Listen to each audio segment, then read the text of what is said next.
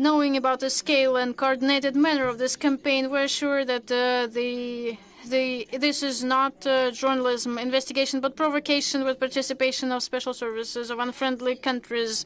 And what is the goal of this campaign? To discredit the right protecting fund and intimidate the partners in Europe, and also make it complicated to protect the rights of our compatriots. What is happening to compatriots now? They feel so huge pressure, or they try to exile them from countries. Let's look at the Baltic countries. We always speak about that. They push our compatriots, they intimidate them, they force them to decline their links in culture, in humanitarian and historical areas with Russia. They have to stop living in their cultural code. If people say no to that, they are deported. But we're speaking about people who live them permanently, who are residents of these countries, not just visitors. I'm speaking about the Baltic countries, and they are going to lawyers. They seek for protection, and they can have it, legal protection, in the Fund for Support and Protection of Rights of Compatriots. So the Western countries, special services of NATO countries, started attacking the fund. So the accusations are articulated. They are not in line with any logic or common sense. Allegedly, the fund is linked to Russian special services and promoting Russian influence at the West to destabilize governments and disinform the societies, the nations, and as if it is threatening the security of European Union countries. And being under sanctions of EU is actually charged with attempts to avoid them. Very absurd, very illogical information aggression indeed. Never heard of anything like that before. So let's make it clear. This fund is a unique, independent, non-commercial organization. Just from its inception in 2011, it offers legal consultations and sometimes material assistance. Well, I can admit that it's a rare case. This is not their core activity, but it sometimes happens. They assist Russian citizens and compatriots who are in challenging situations abroad, because sometimes the situations are so critical for our compatriots that the fund tries to find financial support, but the core activity is legal support for these people, protection of rights. Under the auspices of the fund, the centers of legal support for compatriots are working various legal sections in the media. This is all available. You can have a look at it. No threat to the security of Europe. They are offering consultations for compatriots, for Russian citizens. They are improving legal literacy among Russian communities, including among young people. What's wrong with that? This is the basis of democracy. What is the problem?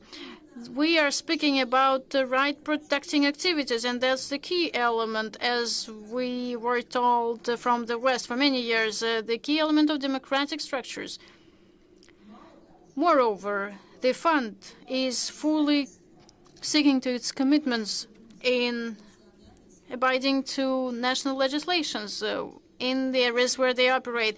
The justified and important area of activities of the fund is financing and paying for lawyer services. This category of costs is in demand because the West is putting pressure and anti-Russian activities, politicized conflicts against our compatriots. We speak about the Baltic countries, the U.S. and Western Europe, and the Ukraine, not to mention. Acts of aggressive discrimination of Russians are growing, and more cases in national and international courts due to illegal actions of various countries violating the human rights. Illegal deportation is also a case I just mentioned.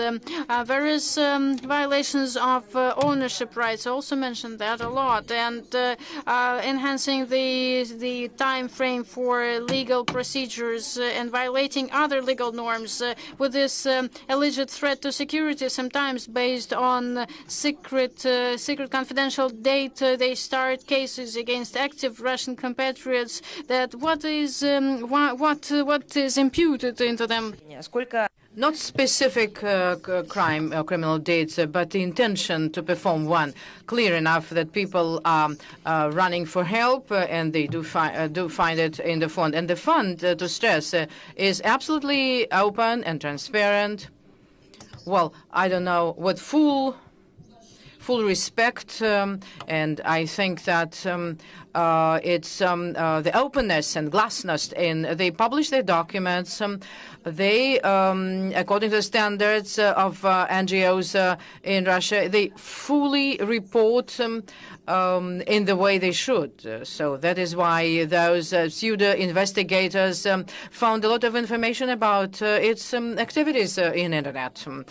Of course, they provided it unobjectively, but as usual, but they had to inform the audience that the fund indeed is fully performing and providing reports as was the request. So and so far they did not pay attention to that. What I think is that time now requires, and the compatriots, I think, expected for us. The fund would be operating, and the journalists, by the way, I mean you, I cannot invite because I do not I'm not involved in the activities, but I can encourage you. Just address them for interviews, for comments. Just go and find yourselves the truth about the activities of the fund. Not only the information that is provided by pseudo-investigators, but please ask the fund directly, and I'm sure they will not refuse. And you can send your request to Alexander Udaltsov, because he always is very quick and substantially reacting to the interviews, and I'm sure that he will do his best. But we, of course, will follow all this drama. By the way, a very important date that we had yesterday, 6th June. It was 50 years of diplomatic relationship between our country and the Republic Trinidad and Tobago. And our relationship during this half of a century has developed well, and the basis was friendship, mutual respect, commitment to norms of international law, and we value the weighted approaches of the country to the key problems of the modern time. And we are ready to develop our interaction bilaterally and multilaterally for the benefit of our peoples, to make up the fair multipolar world. And I would like to wish peace, prosperity to our Trinidad and Tobago friends. A little bit of details about the Day of Russian Language that we celebrated yesterday. According to the decree of the President of Russian Federation, the Pushkin Poetry Festival has acquired the status of All Russian. The birthday of our great poet is celebrated as the Day of Day of Russian Language, because he contributed immensely to the development of Russian language, which is uniting factor for different religions and culture of people speaking Russian. It's not only the language of the great literature, but the breakthroughs in science. And by the way, the works of arts and modern education, which our country is proud of, rightfully, and the people who were educated here in Russia. Very important is his role for global information interaction and dissemination of knowledge. Just one number: more than 250 million people of the planet speaks Russian, which provides access to technical to the fruits of technical progress, culture, and expands the opportunities for education online. The significance of Russian language is stressed by the inclusion of the UNO program of the calendar of symbolic dates of the organization. Multi-language is an opportunity for all, and every country and every people is concerned about that. And Russian language has a special role. It acquired the status of the official language from the very inception. It's one of the 6 languages used at the meetings of the UNO, and in the documents, Russian helps a number of delegations to participate in the discussions and share their views and experiences. And the festivities and memorial events are conducted all over the world, and Russian missions abroad, associations of teachers of Russian, and compatriots, unions, and graduates of Russian universities living all over the planet traditionally organize thematic events, and you might learn about it if you go to the accounts of the Ministry of Foreign Affairs in social media. Of course, large-scale activities are performed in the platform of international organizations, and the UNO. We gave a gala party, and where there was poetry and given illustrations to his works. And at the UNESCO also there's a large-scale program with exhibition, round table, seminars for linguists and translators. It's movie showing and other events. So needless to say that we should thank our compatriots, which made this the cause of their life, to support Russian language and education of their children, not only their own children, by the way, in the Russian language and teaching them Russian and preserving our culture. Cannot but mention the International Organization of Russian Language, which was founded in 2023 at the initiative of the President of Kazakhstan, and is open for accession to all states without exception. And Mr. Lavrov sent congratulatory message to the participants of this organization. So I would like, in conclusion of this introductory part, to say that there's a very interesting historical fact of the attitude of humanitarian culture.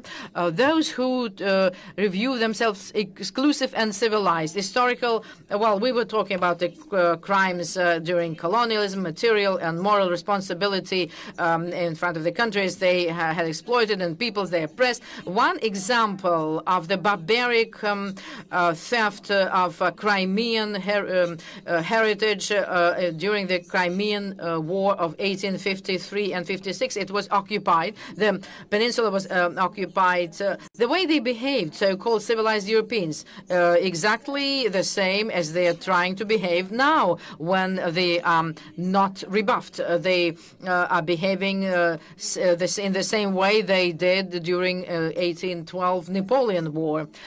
By the way, the Russian army did not behave this way during the occupation of France in 1814. And that was mentioned many times. So let's get back to what the civilized Europeans did during the Crimean War. At that time, as is known, the objects of historical heritage of Sebastopol were suffered most because the military activities were there. The cult institutions of Sebastopol were ruined completely or partially, and the Brits, of course, were very active since the fall of 1855 in Sebastopol and the outskirts. In the territory, partially there's the State Archaeological Historical Museum, Hersonas Tavrishesky. So the colonel of William Monroe of the Regiment 39, he was a famous botanist. He organized excavating with 50 to 60 people every day attracted. That's quite a habit of the Brits when they want to steal something from the peoples of Africa, Asia, and Greece, by the way. In the course of excavation and diggings, they found ceramics, marble pieces of gravestones, and the artifacts, the Greek confirmed that they were sent to Great Britain, and some were given to the British Museum and some sold to private collections. And no one was in a hurry to apologize or materially reimburse the damage. Besides Sebastopol, the Kerch was damaged culturally because it was occupied by on the 12th of May in 1855. The city was robbed, and historically Kerch has been suffering. Well, in all the periods, things were stolen there, and was the museums were robbed. The marauders took over the ancient museum pieces, and half of the museum was clad with pieces of marble and statues and monuments. And when it was made public, the European press, the Brits imposed responsibility exclusively on the Turkish soldiers. Well, you know, that under somebody else's flags, the proxy wars, they know how to do it. There's irrefutable evidence that the British soldiers were directly involved in all those robberies. They occupied Kerch, and they started their archaeological diggings with the direct sanction of the British cabinet at instruction of the military minister, Lord Panmure. They organized a special commission to arrange those diggings and selection and grabbing the museum pieces of the Kerch Museum to replenish the British Museum with antiquities.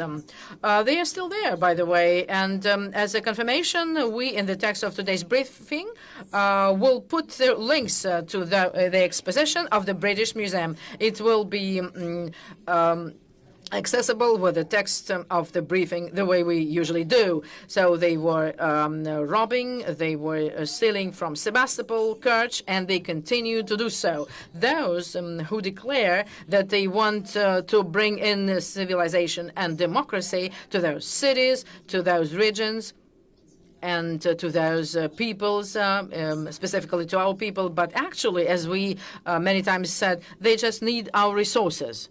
And even our historical artifacts. And I would remind you that there are a lot of important events going on today, but the most important is 12th June, the Day of Russia, and we, of course, will celebrate it because this is a great holiday, and we will place in the account of Ministry of Foreign Affairs. So I'm ready for questions. We are going to have a hybrid format, online and both. Certainly, we will have questions from the audience. Please grab a microphone. Good morning. Could you sort of recap or review the preliminary results of the Bolivian minister visit and our relations? You know, that's very important for us. The results of the St. Petersburg on official visits on June 5th to 7, President Bolivia. Of course, I'm going to comment only the parts of the visit that already finished. Vladimir Putin on the table has information and the results and the busy meetings with the leaders of the key authorities and economic operators allowed us to promote major investment projects of cooperation with Bolivia. And I would remind you that the basis of Russian-Bolivian relations last year, it was 125th anniversary, is to build up a more democratic and just and fair world and sovereign development of our peoples and basic attitude to the international law. And we are ready to share our knowledge and technology with Bolivia to streamline in this friendly country their own value-added productions, qualified employment, and practically that's already a reality.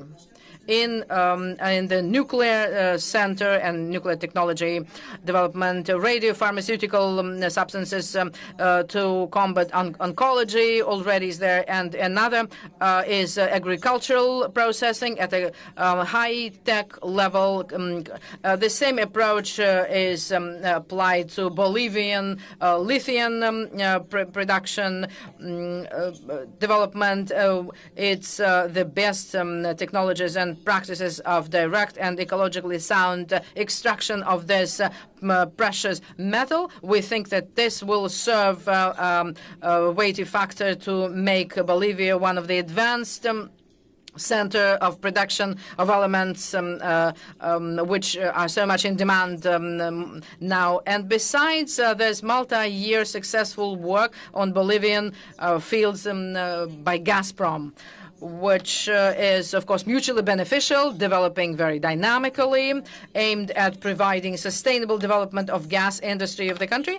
And also would like to mention that Russia and Bolivia, as multinational states with thousands of years of history, with rich, versatile cultures and traditions, are partners for cultural exchanges. And some statistics can quote, more than 3,000 Bolivians were educated in Russia, high qualifications acquired. So the tradition continues. We have hundreds of students from Bolivia. And I can also say that this was the basis always of our interaction, and I think that's a great foundation to move on. So we are very optimistic about the future of our relationship and are aiming at strengthening our traditional friendship and equality and strategic partnership relationship. Another question, if I may. So the head of European diplomacy, Borrell, accused Russia of meddling into European elections.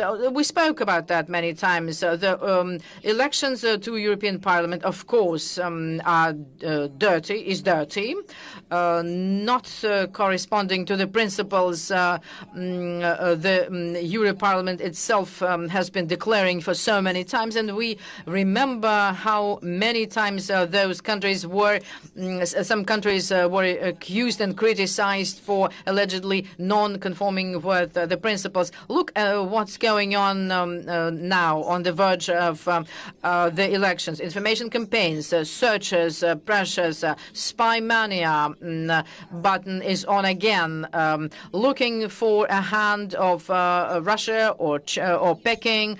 And what else? And that story about alleged Russian hackers, always much in demand, always very well consumed. This all is done to create electoral advantage for the candidates, as they think, the candidates they need, they want in the parliament. The basis of their activities, those candidates, is Russophobic attitude. That's the trend of the collective Western. They don't even conceal it. They don't make it secret. And that is why they wanted to do this kind of thing. Well, for those who have, they are searching those who have not even relations with Russia, but just an alternative opinion to what was postulated or stipulated trend. Those who have a relevant agenda and who wants to hear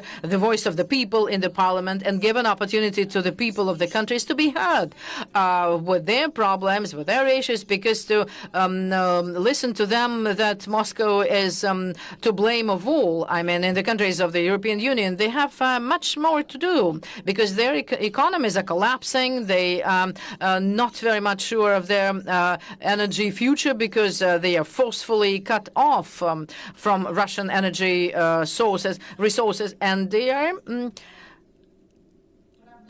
they have issues with their own self-identification. Look what goes on with the human rights that they were at the forefront, and now it turned out that it doesn't work at all, and it was just a rhetoric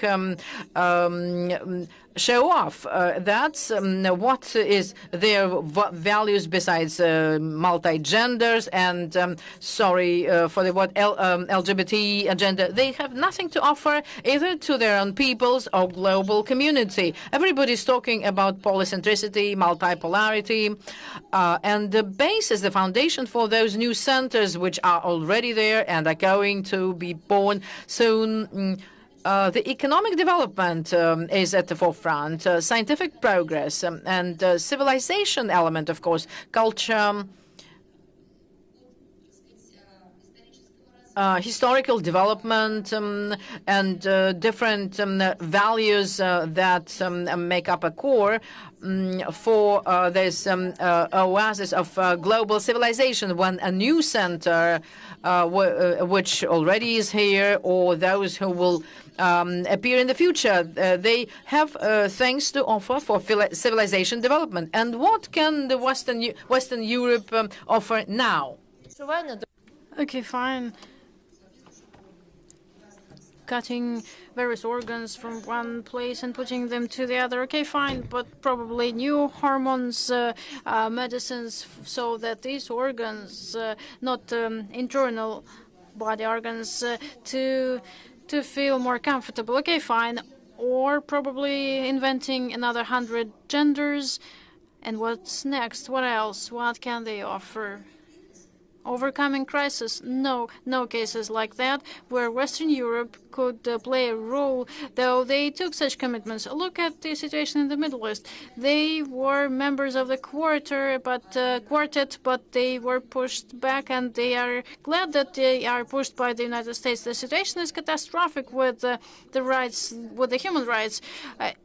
It's not just a problem with human rights in the Gaza Strip. This is a huge tragedy that is happening there now. Where are these developments in humanitarian and human rights area developed in Western Europe? Why not applying what they were so proud of and what they promoted across the whole world?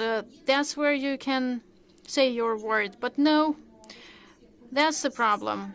That's why all these candidates with old pro-Washington agenda that are now assembled in the European Parliament, they need such support, artificial support based on Russophobia and spy mania, and search for someone to blame outside of Western Europe. To comment the results, it's a bit too early. And now we just can comment how it goes. And we do it in the same manner as those European countries do that are now having those elections into European Parliament. When we were having election of the President of the Russian Federation in 2024, their conclusions on the process and the results of the voting Western countries made several months before the election started. That's why we will be also commenting on what happens out there now within the framework of the standards, within the framework of the standards for the process, and then we'll look at the results. RIA Novosti is with us, please. Thank you. RIA Novosti, Kristina Rodriguez. Maria Vladimirovna, if I may, I would like to ask you to comment on the recent announcement of Landsbergis, Lithuanian Minister of External Affairs, on the rationale of supplies and of application of Western weapons to strike not only Russian cities, but, if needed, the territory of Belarus. Thank you. Well, I think that you call him Minister of Foreign Affairs of Lithuania. I think it's too much for him. I think he's just a crazy guy. A person who is paid for diplomacy cannot call for starting a new bloodshed process. Something's wrong. It means that he's mentally not very healthy. But from what he was talking about, this is my conclusion. I'm not commenting on his aggressive rhetorics and and his announcements not in line with any international practice, because I've already qualified his mental status. I just want to remind you that according to a new war military doctrine of a common state, any aggression against Belarus will be qualified by Russia as infringement into our joint territory, with all quite serious consequences. And I would like to remind that to such actors that in the territory of our brother republic we have a regional group of armed forces, Russian defense complexes and tactic nuclear weapons that assist Belarus army to ensure the security of the western borders of the common state and the CSTO. And the key thing, you remember, we already mentioned that with such statements, collective West is teaching the population to an idea that the status of the world is not normal. They make them get used to the ideology of war. Again, with such statements, they confuse and they destroy their media that do not have an opportunity to prepare a good material or a reportage showing that such statements can actually have serious consequences for those who articulate such statements and for nations of countries on behalf of which such statements are made. The media of the West is paralyzed, and that's why such dysfunction is resulting in the fact that the population of such countries do not understand the serious nature of the moment when unrealistic actors like Landsbergis speak about things that are so dreadful. Obviously, nationalistic words with aggressive rhetorics. And Russia Today is with us now. I can see you. Good morning, Maria Vladimirovna. Two questions, if I may. Yes, please. First question is about Germany. For many years, we thought Germany is an adequate Russian partner, and just recently, Vice Chancellor Habeck said that it is possible to use weapons to strike Russia. From your perspective, is it possible now to speak about adequate relations between Germany and Russia? If yes, then how soon will they be balanced? I can answer your question, but before I would like to make a theoretical comment first. The thing is that the authorities of Germany are not controlling themselves. They are not implementing the will of the people of Germany. They are implementing the points that are forced on them or that are proposed to them in a forced manner by their moderators. And who are they? Of course, the administration in Washington. That's why when we are speaking about bilateral relations, to qualify them as you say, as before they were perceived as, and Germany was perceived as one of the most adequate countries towards Russia, we should do it with a comment that, with a note that they are not independent, they are not implementing the will of their society, their nation, and the fact that people in Germany, the majority of them, would want to have pragmatic relations with Russia, mutually beneficial, efficient, working in the interests of their country, and they didn't. They thought that these should be win-win relations. They were not against it. So this mandate, this message, the leadership of Germany cannot implement today because this is not in line with the order from Washington. And that's the key thing, I think, to know about our bilateral relations. And now, let's analyze the status. Actually, with the German efforts, again, and we understand it very well, they are backed by curators from Washington. So with their efforts. Both Germany and their curators' bilateral relations between Russia and Germany are undermined. You've seen over the recent years, and you see it now, how German leadership is totally demonizing everything related to Russia. Moreover, it's not only about Russian media or Russian people or our compatriots, but it is about everyone who is friendly with them, who is making joint business and work together. They are starting a spiral of spy mania, but this is their favorite thing. And when I would remind you, when during, well, it was journalism investigation, as far as I remember, they identified the spying activities made by American Special Services who were hearing the phones of the Chancellor of Germany, Ms. Merkel. Nothing was done. No diplomats were withdrawn. No information campaign about American spies. No exile for American agents. No one was arrested. Okay, fine. What does it mean?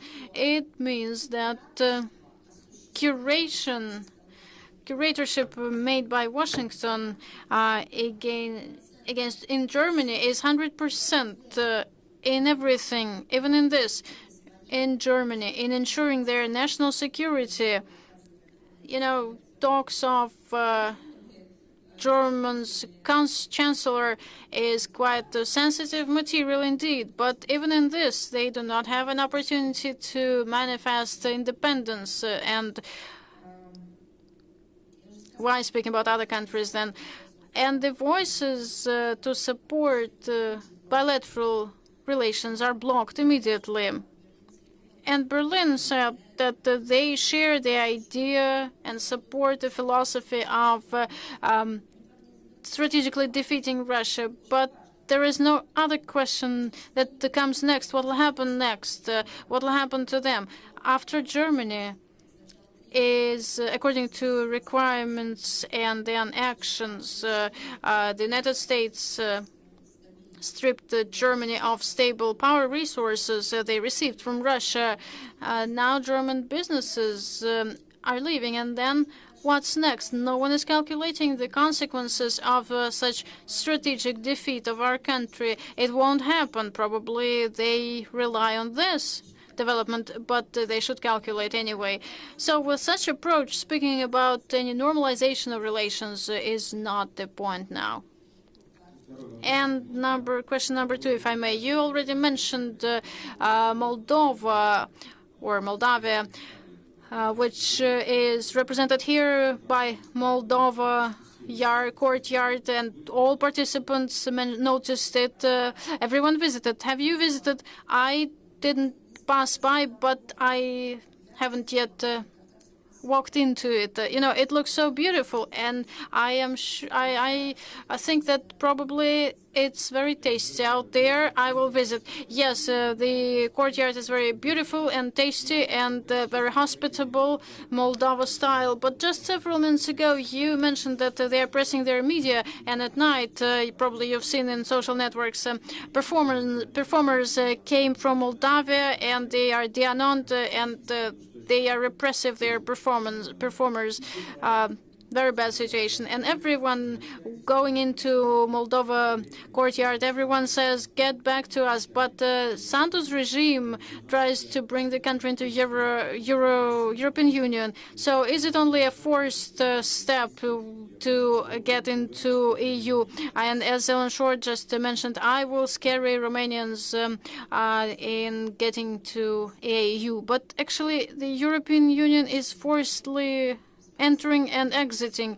Just look at the procedures, lengthy procedures, and I think they are not yet finalized, of divorce of London and Brussels, Great Britain and EU. At the same time, the most interesting thing is that this is very surprising. Turkey, economic indicators over recent decade proved the development of the country. Public life, political life, were going in line with their principles. They have their specificity, and the democratic development and political life are developing very rapidly. Turkey is actively participating in international life. Well, it seems like everything goes fine for implementing promised at a point of time promises to include to join the EU. Why not? Why countries who are not in line with the basic principles that is a requirement for candidates and will never be in line with those principles? Why such countries, and despite the will of the nations of such countries, why they are forced into it? But countries who want to join, and in objective indicators, in economic indicators, first of all, why I'm speaking about that? Because European Union initially was created as an economic organization, and moreover, these countries improved step by step their indicators necessary to enter the European Union. They are not let in, though they asked for more better indicators. Nevertheless, and Turkey is an example here. Why? What does it mean? It means that we are speaking about double standards in each and every aspect of Western approach towards international agenda. I'm not speaking about their internal life, it's their business. But if they are part of international community, since part of them are members of the Security Council, constant or rotating, if they want to become leaders, as they say, in global affairs. So you have to set the criteria for your attitude towards the world and eliminate this double standard system. And this is just crap, not double standards. And the Moldovan courtyard, I will definitely visit it. I will tell them that you're coming. Please take a cue for me out there. I will definitely visit them. So you understand, if a couple of years ago someone tells me that a meme and a hashtag is a created phrase as a response towards what happens in Moldova, Moldovan language does exist, well, I would thought that it is unbelievable to have a meme like that coming from us. But when we meet colleagues and friends or even strangers who come from Moldova to Russia, or we meet them somewhere abroad, we say hello with this phrase. Moldovan language does exist. We go and make photos together and make videos. How is it possible? We are forced to live in a theater of absurd. They tell us that men are not men anymore and not women, and I do not know. Well, how do they call it? Non-binary persons. And women are not actually women, but whoever they are. And inside every person, you can have those and that unlimited number of persons. And they say that this is normal. And the same thing happens in other areas of life. They tell Moldovans that they are not Moldovans. They say to Ukrainians that they should speak English, they should forget Russian because they have never spoken it before. According to the Kiev regime, the heroes of global civilization become anti-heroes, and traitors now are new heroes. So this is the confusion of terms that goes across all areas of life, because this is the approach lobbied by the West in global affairs. So let's move on. Media Corporation of China, are you with us? Yes, please. Hello. Thank you. Hello, Maria Vladimirovna. 2 questions. First, China and Russia are having cross years of culture, as we all know.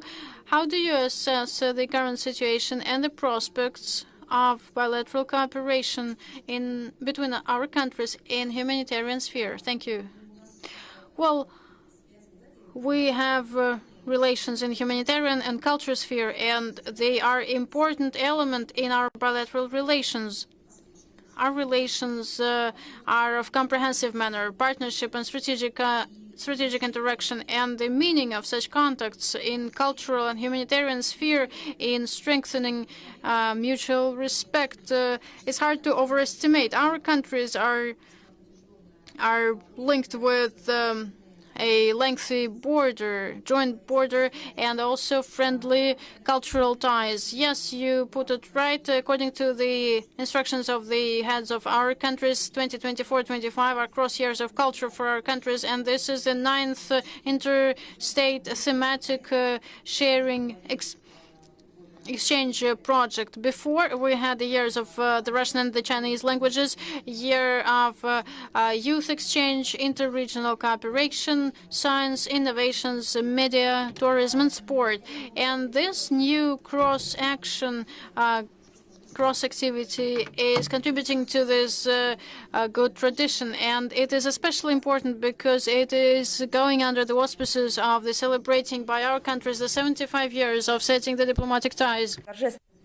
Well, the ceremony of opening took part in Peking on May 16 in the presence of the heads of the states, and there was quite an big interest to the event from big corporations and the regions of the two countries. The program is very busy, vivid, brilliant, covering different areas. It's exhibition, it's folk art, it's movies.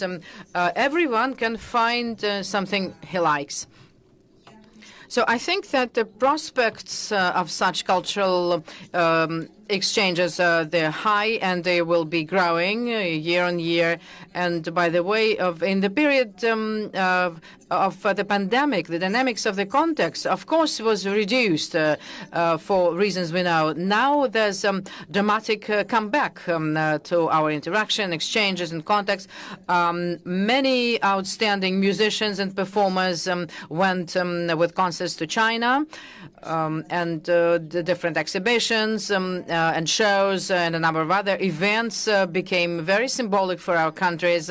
Festivals of national cultures conducted both in Russia and China, a fair of international fair of culture and also the Hey events. So we and we included a lot of events in those cross years, and I'm sure it is going to be regular events. Well, active work is done by the cultural centers in our countries. They were opened on the reciprocity basis. The Russian Cultural Center in China is the center of gravity for those who is interested in our country. Exhibitions, movies, lectures, master classes, library, courses of Russian language. It's all accessible to all. We can invite all of you to join in. So huge prospects, very promising. Thank you. Second question. What is your view of the role of the BRICS and CSO, SCO, and what do you think is the contribution to the bipolar world, multipolar world? Well, I think that that's exactly the first powerful foundation of the multipolarity. While there are some natural global centers that were been forming for years or centuries even, but there are others points of gravities or centers that were created exactly to reflect the realia for the future. And Shanghai Organization of Cooperation and BRICS are such facilities or such units that picked up the trends and accumulated the work of the countries to solve mutual issues. And they were sort of planned and programmed to become the centers in the world, in a polycentric world, to be the poles of the police-centric world. So the role is one of the critical, one of the key ones. And importantly, they were based on very different principles than those facilities that claimed in the West to be global centers. They are not based on the principles of hegemony or imperialism or principles of exclusivity or commandment system or subordination of others, of someone to others, or segregation. They are absolutely open, very equal. They are mutually respectful, if we can put it this way, for both the members inside those communities and those outside. So I think that it's a very large-scale future that's in store for them, I'm sure. And it's important that the experience that has been accumulated there, as I mentioned already, to possibly be more rolled out and copied while setting up maybe some other facilities like that. Because this experience is positive and constructive, doesn't lead to aggression, chaos. It leads to creation, harmonization of interests, and taking into account all those mutual sometimes concerns and mutual aid and support to all those which unfortunately in the modern world of the recent decades somehow became irrelevant. Look at the lexicology at the, we hear from the Western countries. Those are the words of hatred, aggression, the words that disentangle, that separate people. You practically will not hear or see or read in their statements of the Western representatives, and you will not find words like friendship or compassion or mutual help, or I'm not saying anything about love. Everything in the trend of an endless attempt to implement their request for segregation, whatever they can invent to segregate people for any criteria, that all works. And what unites people, what leads us to peace, you will not find it in their statements. And all those words and terminology, and they are put in the documents of those facilities and BRICS, first of all. Let's move on. We have Lynn, Moscow Post. I can see you. It's an online question. I can hear you, so we need your sound.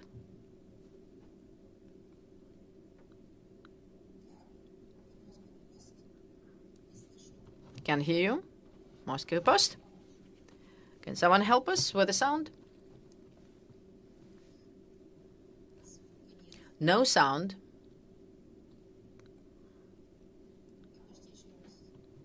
Can you try again? No sound. So my request to our technicians to somehow do something about, we will get back to you, Reuter with us. I can see you, yes?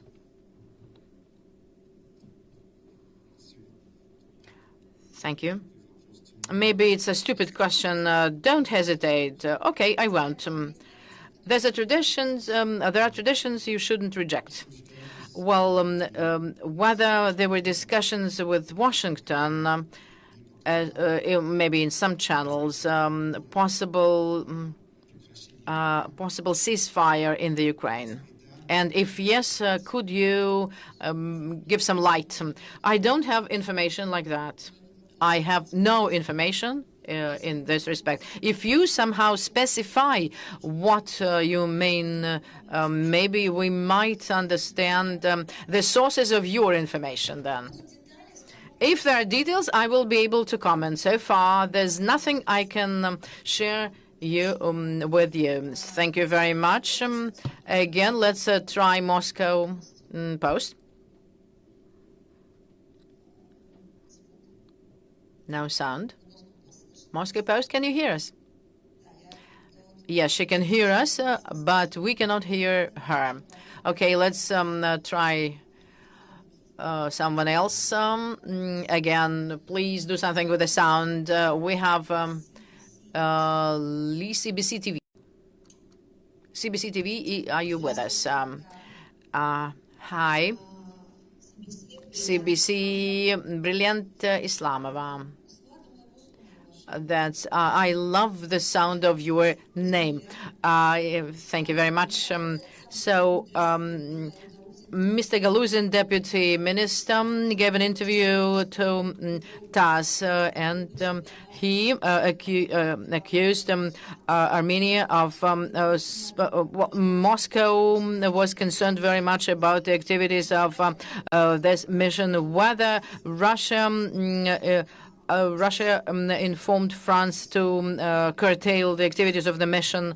Well, you know, we have not notified anyone. We right away were very public about that.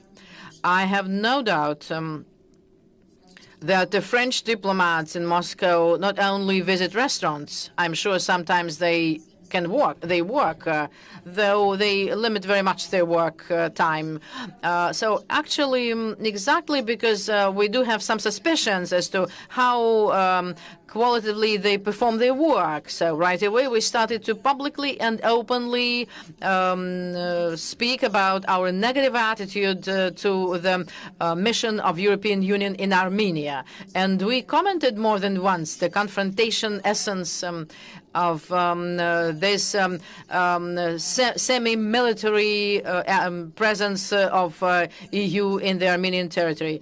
We don't have to find any proof anywhere because exactly they're anti-Russian, anti-Azerbaijani, and anti-Iranian. The objective of the mission is very clear and obvious. More so when NATO countries started to get connected to them. Well, it became clear to all. Nothing but destabilization of the military situation and transforming the region into another arena of geopolitical competition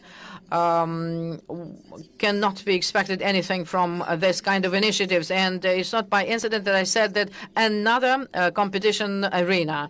Well, it has been unstable in the region, yes, but there was such a good chance for stabilization of the whole situation, to solve this or to settle this multi-year crisis, to unblock those capabilities of humanitarian communication and development of economy and infrastructure, transport, logistics, and all. And totally to give some stability to the regional agenda. So the chances all were there, and the work started and was quite fruitful. And right away, the West was unhappy about that because they don't see this region as a region of stability, peace, and security. So that is why the mission, hence the mission. So we are sure that all those burning issues in the Caucasus region can and must be solved collectively by the regional states, exclusively in the interests of the countries of the region, without interference from outside. Okay, let's move on. Arab News, are you with us?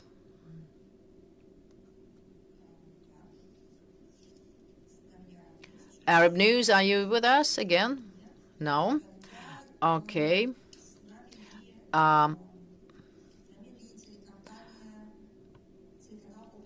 Open TV, TV channel, are you with us?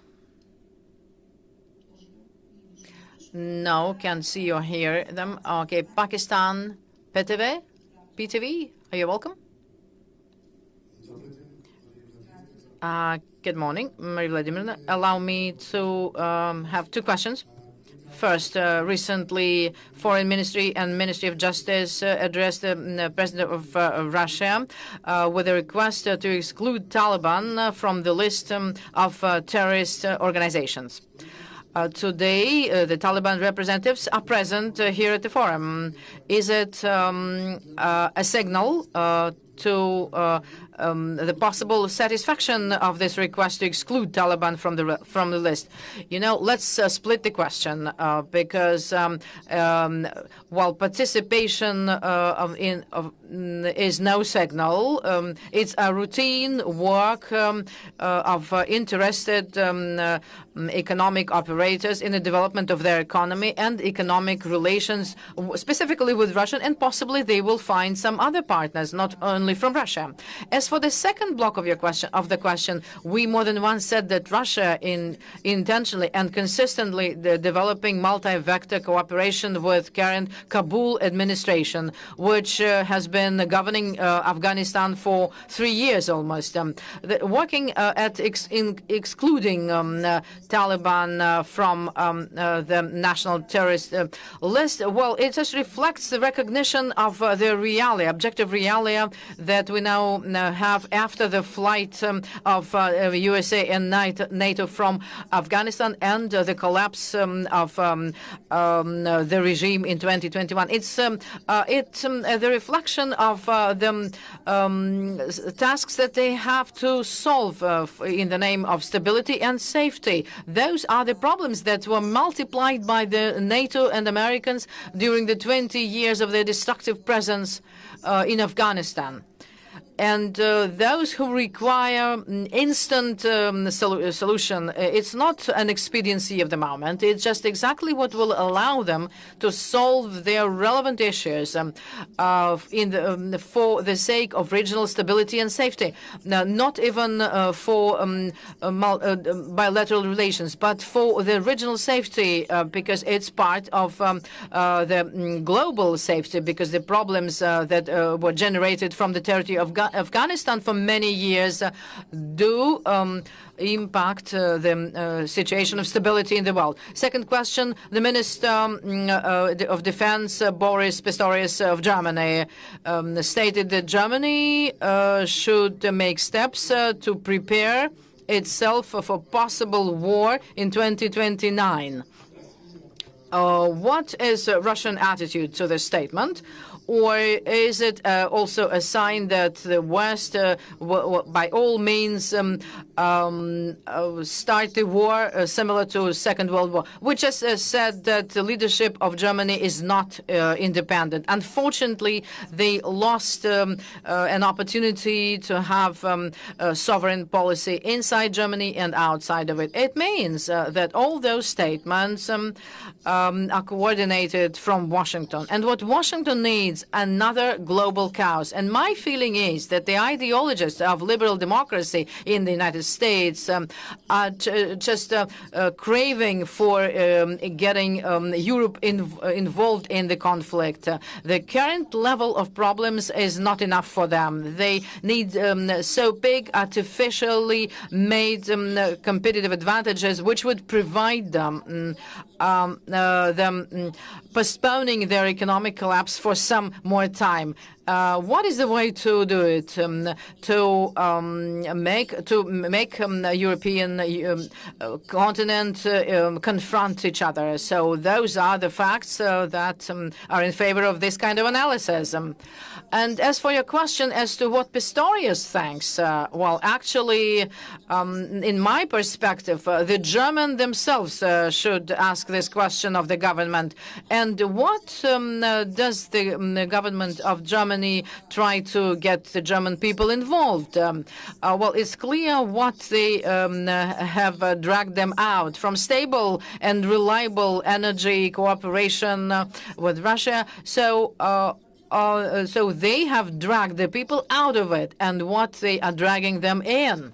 So now to buy American liquefied gas, they should stand in queue for the permission at their own expense to buy what they need for the development and the existence not only of their economy but the country in itself. So they now have to ask for permission, and and it's not a fact that they will allow them to use this liquefied gas or not. That's how they build up the relationship currently among the allies by the United States with those who allowed themselves to lose their sovereignty and not implementing their national interest, and took on board to service somebody else's national interest.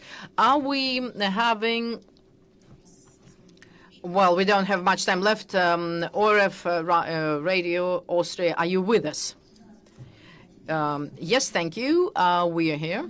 Good morning. Colleagues from Pakistan asked already about the Taliban in the St. Pete Forum. What Russia hopes to get from cooperation with Taliban economically? Since I think I more than once addressed this topic, is it possible I ask a clarifying question to you? And maybe we will thus expand my answer. Why you in Austria are so much concerned about that, as to how we are going to build up our relationship with the Taliban now in power now in Afghanistan? Well, my question is why? Why are you so much interested or concerned? Because it's not... Well, because no one in the world wants to have cooperation with Taliban, and we are curious why, and why they did not want to have relationship with Taliban. As you said, the Western countries did not want to build up relations with Taliban. Well, I don't know why politicians are doing things, but I think it's worth asking this question to your Austrian politicians. Why have they not been building up a relationship with Taliban when it became clear that they're in power? If they say to you that they are on the list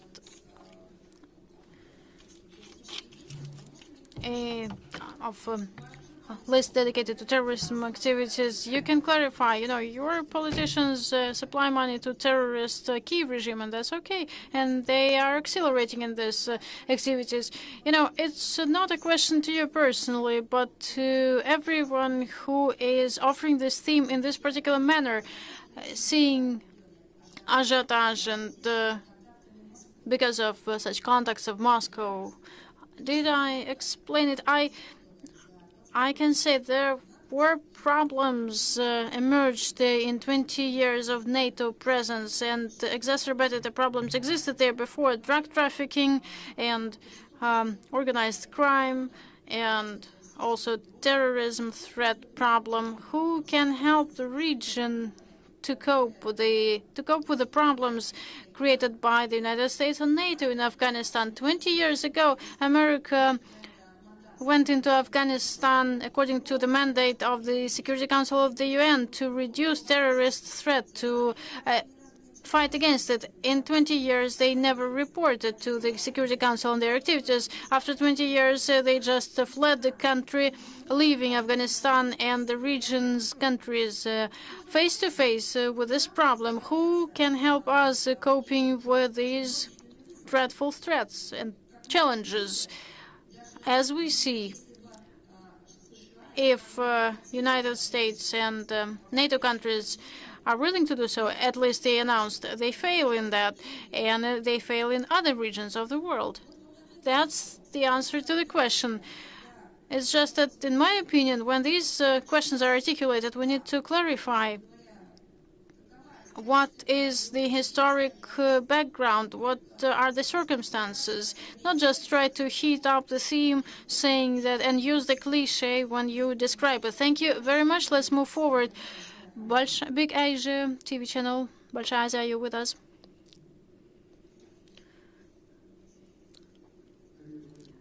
Maria Vladimirovna, hello.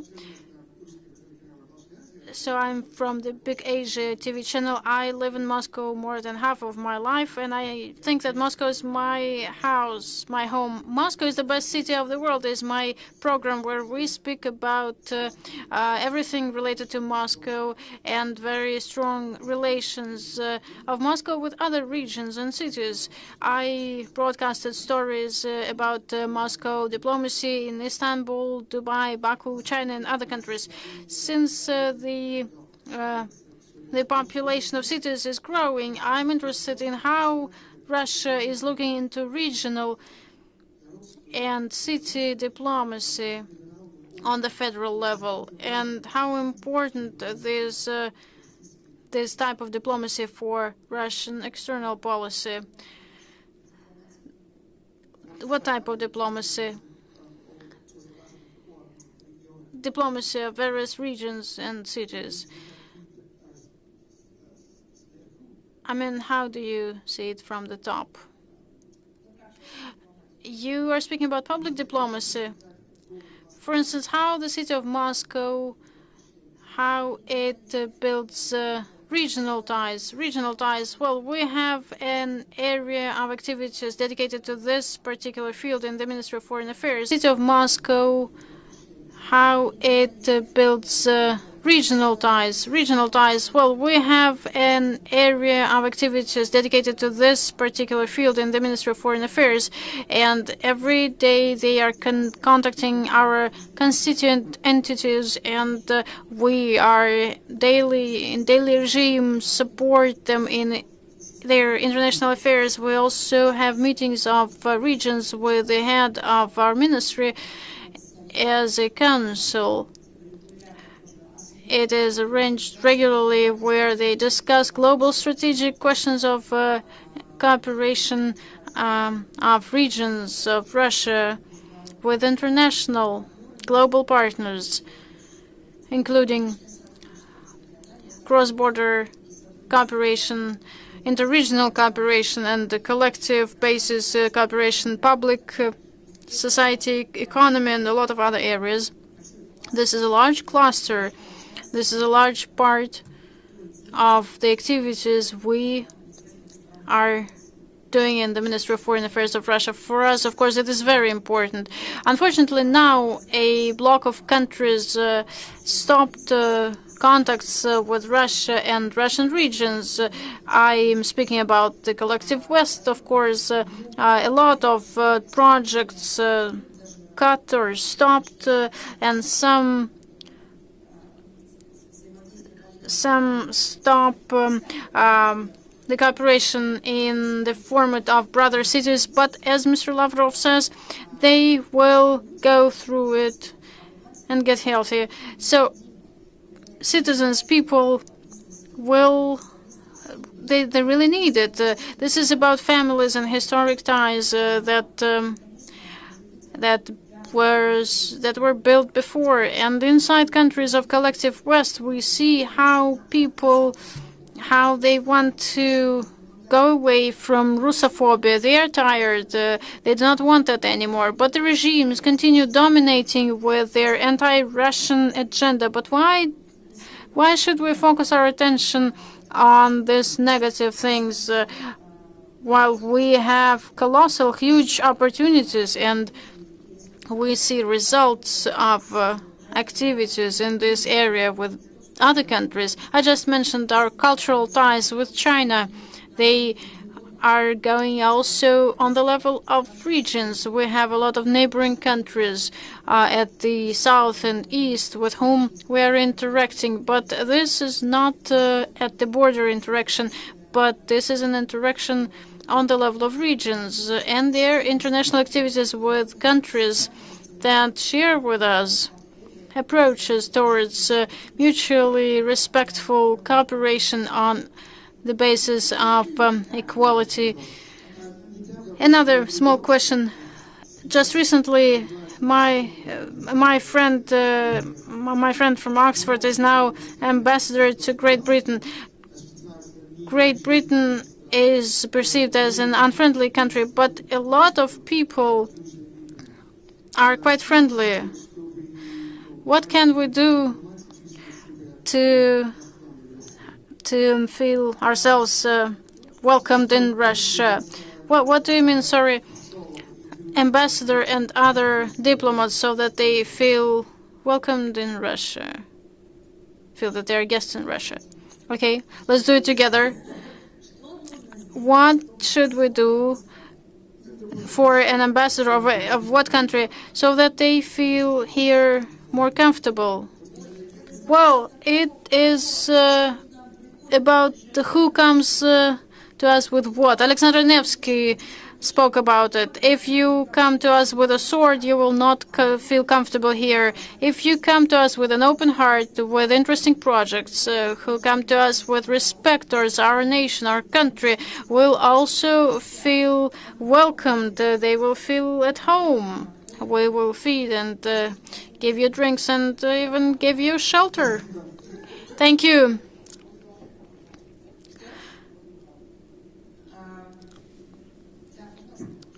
Yes, please.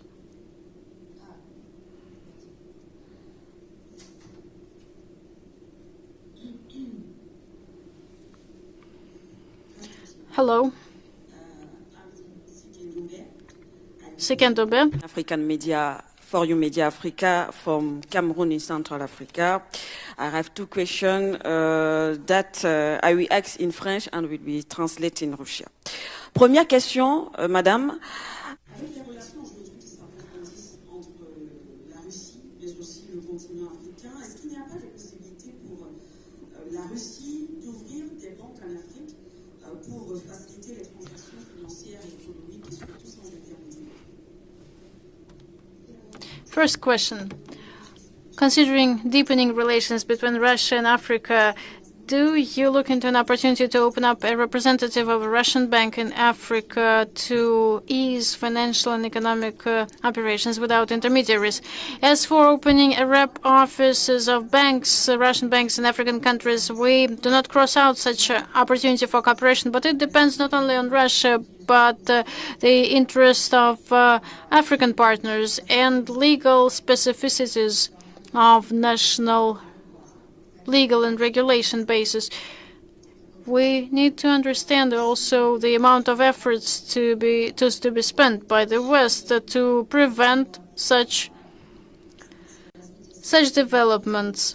We see the pressure exerted on many countries of the world and economic operators, but for us, this theme is interesting, and we will interact with African countries, African operators who are also interested in this. At the same time, Russia is looking into various options of simplifying trade and financial operations with African partners. In the level of central banks, we look into opportunities to increase settlements in national currencies and setting direct interbank corresponding ties, building sustainable, reliable payment infrastructure, and this work will strengthen Russia-Africa trade and cooperation ties of our companies and local economic operators.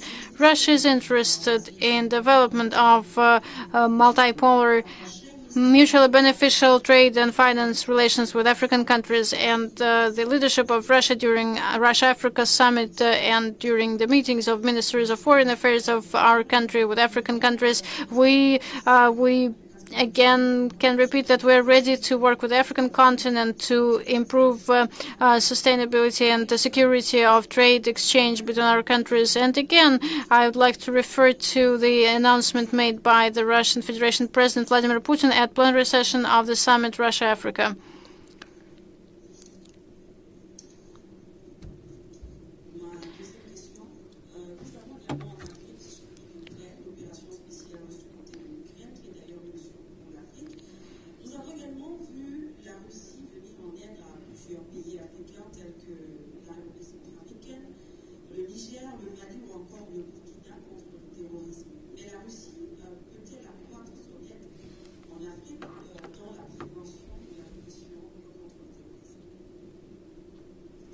And the second question, in Africa, we are attentively looking at special military operation in Ukraine, which is a lesson for Africa. We also see how Russia is helping some African countries to fight against terrorism in Central African Republic, Mali, Nigeria, Burkina Faso. Can Russia increase the help to Africa in preventing and stopping terrorism?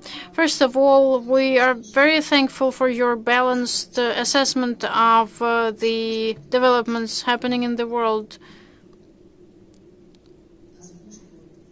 that is articulated and shared by African countries. We see that this is not a conditional approach, but the one based on history and careful attitude towards what Africa, how Africa perceived our country, the relations that are rare to see today. It's hard to stay thankful and preserve your historical memory. And among African countries, we see and hear words of thankfulness, and we feel that this is part of national idea, national policy. We can say cultural code of Africa, not to forget about your past, not only remembering the suffering that the African nations went through, but remember and be thankful to those who helped in fighting against this colonial burden in Africa. I know a lot of examples, and you know them as well, when countries and nations went through not less complicated historical developments, genocide and oppression of various types. But afterwards, they fixed in their historical memory only the facts of their sufferings. But information and data and facts about who helped them to overcome the challenges just erased as if nothing happened. It didn't happen in Africa, and this is so surprising. And you know, point number two I wanted to mention. From one Western politician, I heard a phrase saying that Western civilizations have a gene of democracy, a gene of freedom. I see that the collective West today, especially the European Union, lost any freedom. I'm not speaking about democracy, considering that they were never enslaved or colonized, and their nations never acted as commodities. Look at Africa. For hundreds of years, countries of the African continents were colonized, enslaved. Africans were sold as commodities. Even worse than that, commodities are perceived quite cautiously, quite carefully, not like slaves. And looking at that past, Africa turns out to have this gene of freedom, using the Western terminology, and you act as free people, as they act in complicated situations, basing on historical memory, national interests, the feeling of the sense of just, of responsibility, of respect and equality. Of course, I wanted to mention that. And as for fighting terrorism, you are absolutely right, saying that our country helped and is still helping a lot of African countries to counteract terrorist threat. And this is, first of all, relevant for Sahel region countries who suffer from terrorism the most. Russia has always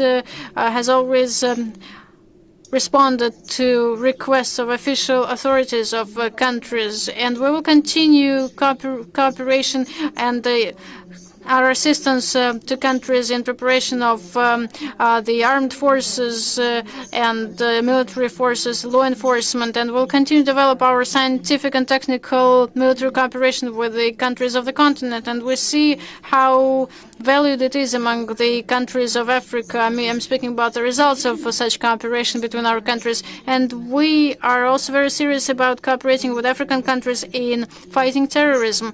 And a powerful additional impulse rules in this area is the adopted at the second summit Russia-Africa hosted by St. Pete in 2023, the Declaration on Strengthening Cooperation in Fighting Against Terrorism.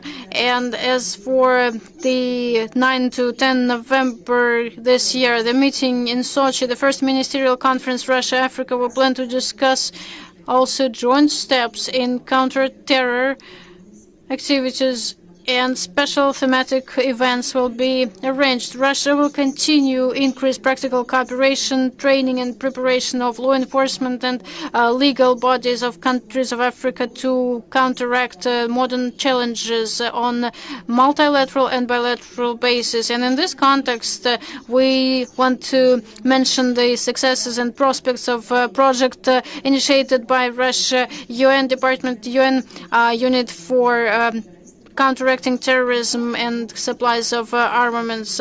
Within the framework of the project, Russian development and experiences shared with African countries, we co-financed the second phase of initiative of this unit for strengthening the potential of countries to set up national and regional mechanisms to prevent and counteract terrorism. And the recipients of this initiative should be the countries of South Africa and Great Lakes region. So, colleagues, let's have a couple of questions more from the audience, because I have to go to another plenary session. So, good afternoon again.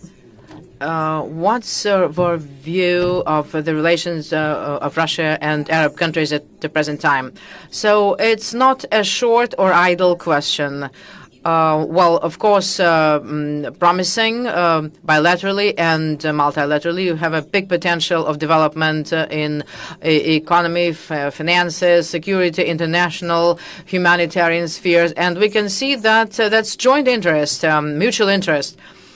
And we can see that these relationships are reviewed as such by the countries of the region. And we, in my perspective, have civilization objectives to preserve the cultural code of our countries and people's traditional values, which is also one of the main objectives of the countries you mentioned. So I think that that's quite a powerful sphere of mutual interest. That's very brief.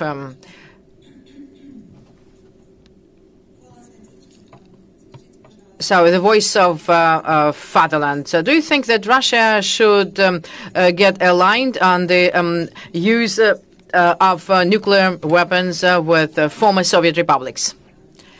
Whether Russia is to get aligned, aligned with the former Soviet republics? Well, I think that's a sensitive question, and I have to address the legal. So very few said about the Uzbek trip of Vladimir Putin, and it was a very high level. And it would be great to have more information about the goals and the agenda. You can go up to the Kremlin website. There was information. If you have some specific questions, please provide information to my colleagues, and we will give you. Thank you very much. A lot is said about the Zelensky regime as a puppet regime, and Russia is in the hot phase of contradiction with USA and West. What should happen? The states to be declared our official enemy. It is already declared as our adversary. So if it's the question of stylistics, well, I don't think that you're interested in well, I mean, if it's substantive attitude of Russia, well, it is already declared in relation not only to USA, but also those who are waging unfriendly policy. There are some other gradations, yes, in respect to the steps and activities that countries make. It's not only a matter of language, it's just the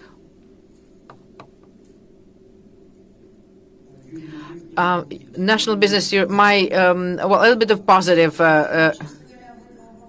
Well, I think I've given so much positivity. Many Anglo-Saxons want to cooperate and be friends with Russia. Some wanted to come to Russia for St. Pete Forum, but did not but were not given permission from their countries. Can Foreign Ministry give us information on the context of such people living in the States? And well, Scott Ritter, they were just dragged out of the plane. Not unique, of course. There were examples like that, but Scott Ritter was dragged out of the plane. Well, it's, all borders were crossed. It's not just a warning, it's physical impossibility for the person to leave the territory of the United States. What will happen next? Are they going to get him welded to a radiator, to the heat radiator? Well, for them not to participate in different fora. Well, the essence of this problem, is that it's not just they are talked out of it. They are just intimidated. They are afraid of even talking as to what happens to them. Well, if there are some examples when we will not damage or make harm, I will, of course, articulate it. Ivan Gorbachev. You already dwelled upon the information attacked on the Fund of Protection of Compatriots. Can you give us more details as to what is the aim, according to the Foreign Ministry, of attacks to compatriots, not to address the fund, to make it marginalized? Well, it's part of information war, which is in its turn is part of hybrid war against Russia. So those who were online, I will be happy to answer your questions in the written form. So thank you very much. I have to recap because thank you very much. Wish you all best. Thank you.